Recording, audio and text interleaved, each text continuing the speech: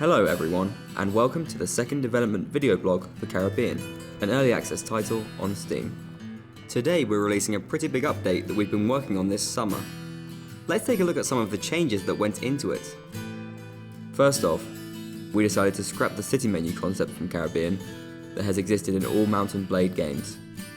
Instead, we're making a city screen, closer to the likes of City Builder and economic strategy games. Of course, we're not making a city building simulator. Our goal is simply to support the city economy with some visual feedback. We're making sure the city screen works as intended, first and foremost. Once that's in place, we'll make it look pretty. So don't pay too much attention to the graphics just yet. Town and village manufacturers are now combined into one entity.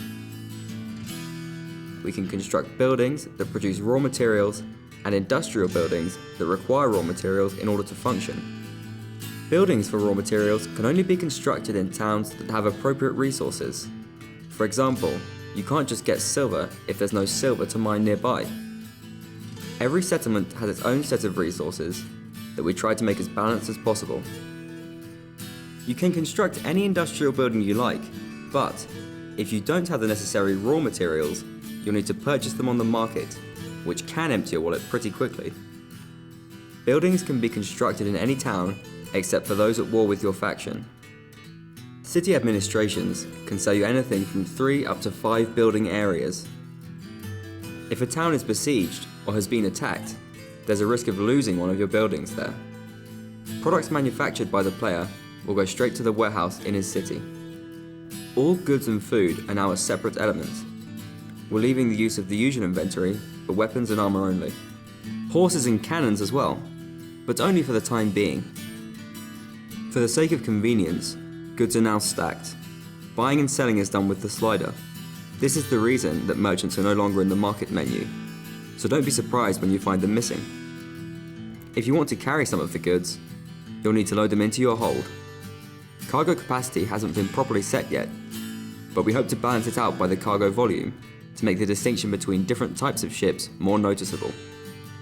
Right now, we want to test how this whole idea works in general before changing the economic model further on, but you should already get its purpose. We want to give more options to make money, such as becoming a businessman in the Caribbean. We increased the size of sea locations to prepare naval combat for the next set of improvements. Ships are pretty far from one another at the start of the fight now, so if you get bored while closing in, you can switch to the first-person view by pressing the R button.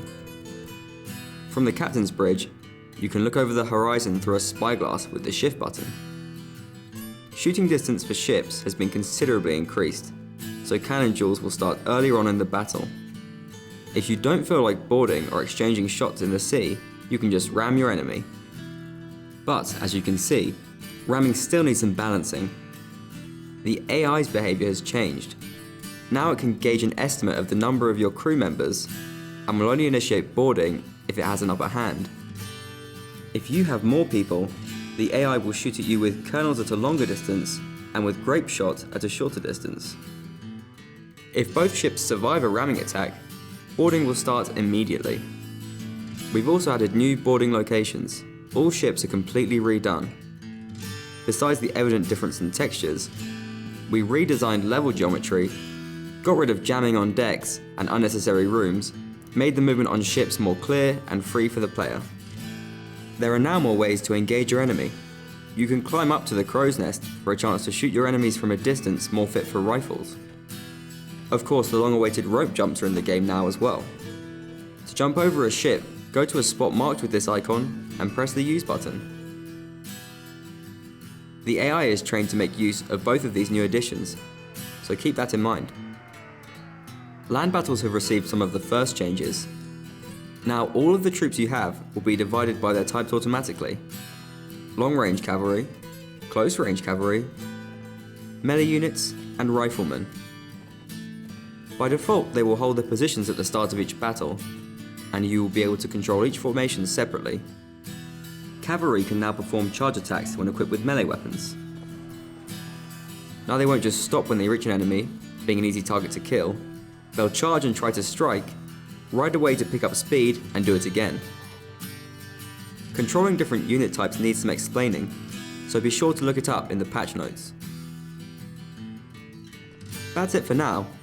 Some of the future plans for us include refining land and naval battles, implementing city sieges, and making a brand new strategic map.